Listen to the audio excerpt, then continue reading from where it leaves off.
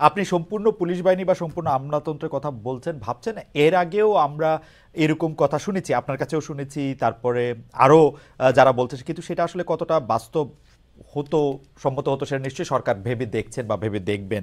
আমি শুধু একটা বিষয়ে একটু অবতারণা করতে চাই, যে আপনি দেখবেন যে সার্জিস আলম, যিনি উত্তরাঞ্চলের মুখ্য সংগঠক নতুন জাতীয় নাগরিক পার্টির, যাকে তারা এনসিপি বলছেন, তিনি বলছেন হাসিনার ফাঁসির আগে নির্বাচন নিয়ে কথা নয়। এটা উনার মানে এই কথা দিয়েই কিন্তু বোঝা যাচ্ছে যে তারা চান যে নির্বাচনটা পরে হোক। আবার আমরা নাহিদ ইসলামকে বলতে শুনছি যে গণপরিষদ নির্বাচন এবং এটা পাশাপাশি বলতে হয়। তারা কি আসলে একটা সময় আরেকটু বেশি চান এই সরকারে থাকুক, তারা দল গুছাবেন, এবং এর জন্য তারা কিছু পপুলিস্ট কথা বলছেন, নাকি তারা সিরিয়াসলি এটা মিন করতেছেন হাসিনার ফাঁসির আগে নির্বাচন? মানে আমি তাকে কোট করি, জনাব সার্জিস আলম বলছেন নির্বাচনের আগে খুনি হাসিনাকে বাংলাদেশে নিয়ে এসে ফাঁসির মঞ্চে নিতে হবে। যতদিন না আমরা খুনি হাসিনাকে ওই ফাঁসির মঞ্চে না দেখছি, বাংলাদেশে কেউ যেন ভুলক্রমে এই নির্বাচনের কথা না বলে। মানে দুইটার মধ্যে ইয়াটা আমি ঠিক বুঝতে পারছি না। আপনি যদি একটু প্রাথমিকভাবে বলেন, আমি একই প্রশ্ন নিয়ে মান্না ভাইয়ের কাছেও যেতে চাই। প্রসেন নিয়তন। আচ্ছা খালিদ, সার্জিস আলমের কথা আমি একভাবে বিবেচনা করব, হ্যাঁ। আর নাহিদ ইসলামের কথা একভাবে বিবেচনা করব, হুম। আর সরকারের যারা পরিচালনার দায়িত্বে আছেন, এই মুহূর্তে উচ্চতর পর্যায়ে আছেন, হুম। তাদের কথাকে আরেকভাবে বিবেচনা করব। আচ্ছা। রাজনৈতিক দল যখন সমাবেশে জনসমাবেশে একটা বক্তৃতা করে, তখন সেখানে অনেক রকমের বিষয় আসে। আমি বারবার করে বলবো, দেখেন, আমরা কিন্তু এমন একটা পলিটিক্যাল কালচারের মধ্যে আছি, দীর্ঘকাল ধরে। আমরা চট করে রাতারাতি সেই পলিটিক্যাল কালচার পার হয়ে চলে যেতে পারবো না, অনেক কিছু রেশ থেকে যাবে। কিন্তু আমি ঝোঁকটা দেখতে চাই, যে হুম। ওভারঅল ঝোঁকটা কেমন। ওভারঅল ঝোঁকটার মধ্যে কি বের হয়ে আসার, পার হয়ে যাওয়ার, সামনে যাওয়ার প্রবণতা আছে কিনা, ওকে। একটু হলে আছে আপনি কিনা। একদম পরিষ্কার করেছেন। আমি একটু যেন মাহমুদুর রহমান মান্নার কাছে বলতে চাই যে উনি রাজনৈতিক দল এবং সরকারের মধ্যে আলাদা করতে থাকতে চান, এবং এই যে হাসিনার ফাঁসি আগে নির্বাচন নিয়ে কথাই নয়, এইটা নিয়ে আপনার মতামত একটু জানতে চাইবো, জনাব মাহমুদুর রহমান মান্না। মানে যদিও উনি ধরেন সরকারের দুটো স্তর আলাদা আলাদা করে দেখিয়েছেন, তারপরে আমি বলি যে দুটো স্তরই যদি আপনি দেখেন, তারপরেও যেই কাজটা মনে করছেন যে সময় লাগবে, সার্জিস আলমরা অনেকটা ডেমাগগের মতো, মাঠের বক্তাদের মতো করে মানুষকে একটু ইনভাইট করার জন্য বা পক্ষে আনবার জন্য ওইভাবে বলছেন। আমি ওনার কথার মানে যদি তাই ধরি, আর তার এগেনস্টে দেখেন প্রফেসর ইউনূস, উনি খুবই ক্যাটেগরিক্যালি বলছেন যে উনি মানুষের উপরে লাঠিচার্জ করতে চান না, জেলে দিতে চান না, গুলি করতে চান না। তারা কথা বলুক, মন করে কথা বলুক, কথা বলার জন্য কোনো রকম শাস্তি হবে না। খেয়াল করবেন, ডক্টর ইউনূসের এই কথা কিন্তু এক ধরনের ভাবে যদি দেখেন, তা একটা যুগান্তকারী ব্যাপার। একটা সময় অতিক্রম করে যেখানে মানুষের কণ্ঠ রুদ্ধ করার ব্যাপারটাই প্রধান ছিল, সেখানে তিনি সম্পূর্ণ অর্গল খুলে দিয়ে বলেছেন, ইউ স্পিক, কোনো অসুবিধা নেই তোমাদের। তার এগেস্টে মনে করেন সার্জিসই হোক কিংবা নার্স, কি বলে আপনার, ওদের নাহিদ হোক অথবা অন্য যেই হোক, তারা কি এরকম করে বলতে পারতেন না? তারা তো এর আগে বিতর্কটা শুনেছেন। চাইলেই আপনি শেখ হাসিনার ফাঁসি আদিষ্ট করতে পারবেন, আদেশ করতে পারবেন না, এটা বিচার বিভাগ বলবে। তারপরে কথা হচ্ছে কতদিনের মধ্যে করবে সেটাও ঠিক করতে পারবেন না। তাহলে আপনি কিরকম করে নির্বাচনী প্রক্রিয়াটাকে ওর সাথে এইভাবে বেঁধে দিতে পারেন? আপনি সেটা বরঞ্চ বলতে পারতেন আরো সহজ করে মানুষকে বোঝাবার জন্য যে এদের শাস্তি হতে হবে, এবং সেই শাস্তি ছাড়া এই দেশে গণতন্ত্র হবে না। কথা তো অনেকভাবে বলা যায়, কিন্তু উনি যেরকম করে বললেন, যদি আপনি এটা লিটারালি নেন, উনি যেরকম করে বলেছেন সেরকম করে নেন, তাহলে সেইভাবে করা যাবে কি? কতদিনে করা যাবে? ইতিমধ্যেই দেখেন বিএনপির 2-3 জন নেতা এটার উপরে রিয়াকশন দিয়েছেন। যেখানে আপনি ঐক্যের কথা বলেছেন, ঐক্যের কথা বলে আপনি অনুষ্ঠানটা শুরু করলেন, এইখানে রীতিমতো বিভেদের সুর স্পষ্ট হয়েছে, 24 ঘন্টাও লাগেনি। তো ওই কারণে আমি বলছি যে এটা এরকম নয়। হ্যাঁ, ধীরে ধীরেই তো হবে, একদিনে সব বদলাবে না, কিন্তু কিছু কিছু বিষয় আছে যেটা ইনস্ট্যান্টেনিয়াসলি হতে পারে। যেরকম করে ডক্টর ইউনূস বলতে পারলেন যে বলে যান আপনারা, এবং তার সম্পর্কে কত কথা বলা হচ্ছে, উনি তো কাউকে তার জন্য তার গায়ে হাত দিচ্ছেন না, কোনো কিছু করছেন না। আবার এইখানে আপনি এমন ভাবে বলছেন তাকে এনে তারপরে ফাঁসি দিয়ে তারপরে নির্বাচন, তার আগে কেউ নির্বাচনের কথাই বলতে পারবে না। অথচ নির্বাচনের কথাই এখনো ডমিনেট করছে। পুরা গভর্নমেন্ট নির্বাচনের জন্য সংস্কার করে, ডেট টেট ডিক্লেয়ার করে ওটাই তো করছে। তো দুটোকে কি আপনি কি মনে করতে পারেন যে না এটাও একটা বিকাশের পথে এই বক্তব্য গেছে? সেরকম না, কিন্তু এটা ইজ এ মিস্টেক আমি মনে করি, এবং একটা আবেগ থেকে না বলেছেন না, হয়তো কিন্তু কিন্তু মানে ভাই আমি একটু বলি যে আপনি যেটাকে প্রচলিত রাজনৈতিক ধারাতেই তারা থাকছে ওরকম যদি আমি ধরেও নেই, কিন্তু প্রচলিত রাজনৈতিক ধারায় যদি তারা না থাকে, তারা বিএনপি জামাতের মতো আপনাদের মতো দলের সাথে যারা প্রচলিত রাজনীতিতে রাজনীতি করতেছেন তাদের সাথে তারা ফাইটটা করবে কেমনে? মানে তো লেভেল প্লেইং ফিল্ড হবে না। তাদের যতই সমর্থন থাকুক, মানুষ তো তাদেরকে প্রচলিত রাজনীতির ধারার মধ্যে থেকে বাদ না করে গেলে, এই পলিটিক্যাল রেটরিকগুলি না বললে, এরকম শক্তি না দেখালে, এরকম একটা স্বপ্নের জায়গা থেকে কিছু বাড়তি কথা না বললে, আপনারা তো, আমরা তো তাদেরকে নজরে দিচ্ছি না। সার্জিস আলম এই কথা না বললে তো এটা হেডিংই হইতো না। মানে আমরা যা দেখছি আর কি, আমাদের উপরে দায় নিয়ে আমি বলতেছি। খালেদ খুবই ভুল করছেন, কারণ আপনি মনে করছেন যে এটা বললেই উনি অন্যদের অ্যাটেনশন ড্র করতে পারেন এবং বাই দ্যাট উনি পপুলার হন, পরিচিত হন। এগুলো ঠিক না। ডেমাগগদের দিয়ে কখনোই আপনার ভালো পলিটিক্যাল কাজ হতে পারে না। এগুলো ডেমাগগি। আপনি এর চাইতে সুন্দর করে ভালো করে কথা বলতে পারতেন, সেটা সম্ভব। আপনি যাদের কথা বললেন যে সমস্ত পার্টি, তাদের অনেক মিস্টেক আছে, এখনো মিস্টেক আছে। আপনি সেই মিস্টেকগুলো ধরে কথা বলেন। আপনি দেখছেন নাকি এখন পর্যন্ত চাঁদাবাজি, দখলদারিত্ব কি বন্ধ হয়েছে?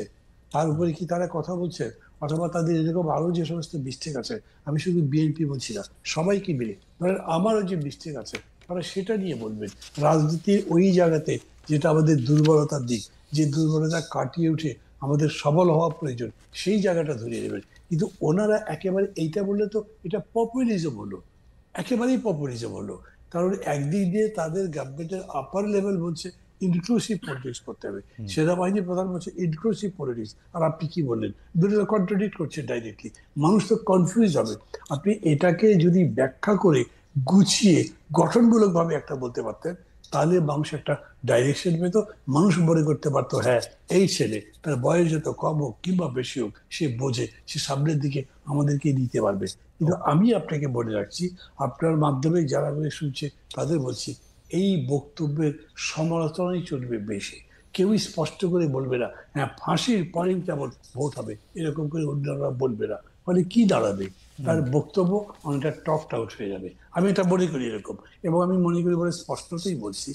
আপনি এরকম করে এমনিতে ধরেন, যেমন আমি ব্যক্তিগতভাবে তো ফাঁসি ঠিক করি সাজা হিসেবে, কিন্তু সেই বিতর্ক আছে এখানে। আমি এটা মনে করি তিনি যত বড় অপরাধ করেছেন তার জন্য তাকে শাস্তি পেতেই হবে। এই কথা যদি আমি বলি, কেউ আমার সাথে বিরোধ করবে না। কিন্তু আমি যদি বলি ফাঁসি দাও, তারপরে ভোটের কথা বলবে, তুমি ভোটের কথা বলতেই পারবে না, এই কথা তো বলা যায় না। এইটা দিয়ে পপুলার হওয়ার মানে ভাই চেষ্টা করা। এক লাইনের একটা শুধু প্রশ্ন করতে চাই, আপনি ডেমাগোগির কথা বলছিলেন। এখন আমরা তো যাদের বয়স 50-এর উপরে, তারা তো হচ্ছে আপনার বক্তব্য দেখে আপনাকে বেশি পছন্দ করেছি, মানে আপনার বক্তব্য শোনার জন্য দাঁড়ায় থাকছি। সেই বক্তব্যের মধ্যে তো অনেক মানে আমি ওইভাবে বলতে চাই না, কিন্তু অনেক পলিটিক্যাল রেটরিকও ছিল। আপনার বক্তব্য আপনাকে অনেক রাজনৈতিক নেতা থেকে আলাদাও করছে, আপনি অনেক সুন্দর কথা বলছেন। তো সেই ক্ষেত্রে যেই যুদ্ধটার মধ্যে থেকে ওরা জিতছে, যেখানে ওরা হিরো, ওই একটা সুইটেবল গ্রাউন্ড কেন ওরা টাইনা নিয়ে আসবে না? মানে না, আমি ওদের তো suitable ground- ওদের স্টেডিয়ামে কেন ওরা খেলবে না? আমি তো সুইটেবল গ্রাউন্ড টানতে অস্বীকার করছি না, তার জন্য নিষেধ করছি না। কিন্তু এই গ্রাউন্ডটাকে সুইটেবল, আপনি কি ডিকটেট করতে পারেন যে তার ফাঁসি দিতেই হবে? আপনি কি ডিকটেট করতে পারেন এতদিনের মধ্যে ফাঁসি হতে হবে? বলতে পারেন না। তাহলে আপনি আনসার্টেনটির মধ্যে পড়ে গেলেন না, কবে নির্বাচন করবে, 5 বছর পরে? আমি এরকম এই করে জায়গা কি থেকে হবে? আমি এই জায়গা থেকে একটু ডক্টর নিউটনের কাছে যেতে চাই যে প্রফেসর নিউটন, আপনি কি মনে করেন যে যে বিষয়টাতে আমরা দেখেছি যে শাহবাগের আন্দোলন যেটাকে আমরা বলি, সেটাতে হচ্ছে যে ফাঁসি চাই বলা হয়েছিল, শেখ হাসিনা ও মানে সংসদের মধ্যে ব্যাপারটাকে একরকম সমর্থনও করেছিলেন। তো এইটা কি অনেকটা সেরকমই, মানে আমরা এই যে জায়গা থেকেই দেখবো যে তারা আসলে, আপনি কিভাবে দেখেন প্রফেসর নিউটন আচ্ছা দেখেন, ডিকটেট আমি করার প্রশ্নটা তুলেছেন জনাব মাহমুদুর শাহবাগে রহমান? শাহবাগে শাহবাগে সামান্য একটু পরে আসছি। আমি প্রথমে বলি কি, এই যে আপনি এবং মান্না ভাই যেটা বললেন, আমাকেও শুরুতে জিজ্ঞেস করলেন, আমি আমি সরকার এবং রাজনৈতিক দলকে আলাদা করলাম। এখন আমি সার্জিস আলমের প্রসঙ্গটা নিয়ে যেহেতু অনেকখানি কথা হলো এখানে, আমি একটু বলি কি, আমরা আমরা কমন সেন্স থেকেই বুঝতে পারি। তার পাশাপাশি আমরা যারা যোগাযোগ নিয়ে পড়াশোনা করি, আমরা যারা আলাদা করে আরেকটু মন দিয়ে ভাবি, সেটা যোগাযোগ নিয়ে পড়াশোনা করা লাগে না, এগুলো খুব কমন সেন্স। সেটা হলো মানুষের কথার অর্থ অনেকগুলো স্তরে আলাদা আলাদা রকমের অর্থ থাকে। মানুষের কথা মিনিং এর অনেক লেয়ার থাকে। কেমন? তারপরে আমরা যারা শ্রোতা, আমরা যারা বিশ্লেষণ করছি, আমাদের মনোভাবের প্রশ্ন থাকে। মনে করেন যে মনে করেন যে আমি সার্জিস আলমকে পছন্দ করি না। হুম। তখন আমি তার কথার এক রকমের অর্থ খুঁজে বের করার চেষ্টা করব। মনে করেন আমি তাকে পছন্দ করি, তখন আমি জি তার স্যার। কথার এক ধরনের অর্থ মা- খুঁজে বের করার চেষ্টা করব। এখন বলি দেখেন, যেখানে মান্না ভাই জোর দিলেন, প্রপারলি দিয়েছেন, হুম, আপনিও দিলেন, সেটা হলো যে নির্বাচনের কাজ তো চলছে, সংস্কার কমিশনগুলোর কাজ চলছে, হুম, ঐক্যমত্য কমিশন তৈরি হয়েছে এবং এই সংস্কারগুলোর মধ্য দিয়ে নির্বাচনের দিকে আমরা এগোবো, সরকার এই দিকেই যাচ্ছেন। আমার কিন্তু মনে হয়নি সার্জিস আলম সত্যি সত্যি এটা মিন করেছেন যে আমরা নির্বাচন হতে দেব না, বা আমরা আগে শেখ হাসিনাকে আক্ষরিক অর্থে ফাঁসিতে ঝোলাবো, তারপরেই নির্বাচনের কথা হবে, এর আগে হবে না। হুম, সত্যি সত্যি ঠিক এই কথাটাই উনি মিন করেছেন আমার এরকম মনে হয় না। সার্জিস আলমেরই বা হুম, বা এই রাজনৈতিক দলের বা ছাত্র নেতৃবৃন্দের আগের পরের আরো অনেক কথার সঙ্গে যদি মিলিয়ে দেখি, তাহলে হুম। আমার যেটা মনে হয় এরকম করেও দেখার সুযোগ আছে যে মানুষের মধ্যে একটা ভয় থাকে যে বিচার কি ঠিক মতো হবে। হুম। নির্বাচনের আগে যদি বিচার না হয়, তাহলে নির্বাচনের পরে নতুন একটা রাজনৈতিক দল, সেটা যদি পুরনো ধারার রাজনৈতিক দলগুলোই হয়, তাহলে কি আর নির্বাচনটা না, এই প্রফেসর বিচারটা নিউটন, হবে? আপনার কাছে কি এই কথা মনে হয় যে হ্যাঁ, এই কথাটা ওরা বলতেছেন যে ধরেন বিএনপি নেতৃত্বে নতুন সরকার ক্ষমতায় আসলো, অথবা জামাত ইসলামী আসলো, অথবা মান্না ভাইরা আসলো, এরকম ভাবার কি কোনো কারণ আছে যে আওয়ামী লীগের নেত্রীর বা আওয়ামী লীগের নেত্রীর কুকর্মের বিচার তারা করবেন না? এরকম ভাবার কি কারণ না, আছে? বা বৈষম্য অনুমান করা বিরোধীর চেয়ে কম করবেন, এরকম ভাবার কি কারণ আছে?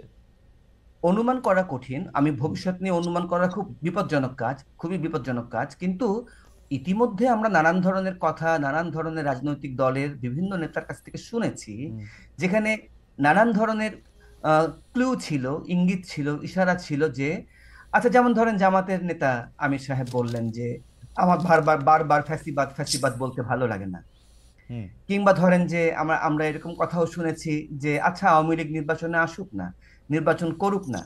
এই ধরনের কথাগুলোকে বাংলাদেশের অনেক মানুষই আহ, ওই একই রকম সুরে দেখবেন না। রাইট। তারা তা- আপনিও তা- মনে হয় জামায়াত এবং বিএনপিকে কম পছন্দ করতেছেন বলে ওই আপনার ফর্মুলাতে স্যার, যে আপনি ফালা আগের থেকেই সিদ্ধান্ত নিতেছেন, মানে ওরকম না, হতেছে কিনা? না, আমার আমার আমার কেসটা একটু একটু আমি আপনাকে রিকোয়েস্ট করব, জি, আপনার মাধ্যমে সারা দেশের মানুষকে রিকোয়েস্ট করব যারা আমার প্রতি একানা আগ্রহী, জি। যে আমার ব্যক্তিগত ইতিহাসটা দেখবেন। হুম, আমি যাবতীয় রাজনৈতিক দলের বিরোধী বাই ডিফল্ট। হুম, আমি যাবতীয় রাজনৈতিক দলকে বাই ডিফল্ট মনে করি হুম। যে এগুলো কর্তৃত্বপরায়ণ কাঠামো। ওকে। দেখেন, ফলে আমার কোনো বিশেষ রাজনৈতিক দলের প্রতি কোনো রকমের কোনো পক্ষপাত নাই। হুম, কেমন? হুম, কিন্তু আমি তো একটা স্বর্গীয় কাল্পনিক জায়গায় বাস করি না। হুম, আমাকে অনেক জঞ্জাল, অনেক আবর্জনা, অনেক ভালো মন্দ মিলিয়ে একটা সমাজে বাস করতে হয়। সেখানে আমাকে ফর দ্য মোমেন্ট নানান কিছু বেছে নিতে হয়, কেস বাই কেস বেছে নিতে হয়। হুম। স্থায়ীভাবে আমি সিদ্ধান্ত নিতে পারি না যে অমুক দল অমুক ধারা সেটা ভালো, অমুক দল অমুক ধারা খারাপ। হ্যাঁ, সেই দিক থেকে যদি আপনি বলেন, তাহলে আমি বলবো যে অবশ্যই এই এত বড় একটা গণ অভ্যুত্থান বা বৈপ্লবিক একটা গণ বিপ্লবের মধ্য দিয়ে আসা পরিস্থিতির মধ্যে যে রাজনৈতিক দলটা তৈরি হয়েছে, তার কাছে আমার প্রত্যাশা বেশি, তার কাছে আমার প্রত্যাশা অনেক বেশি।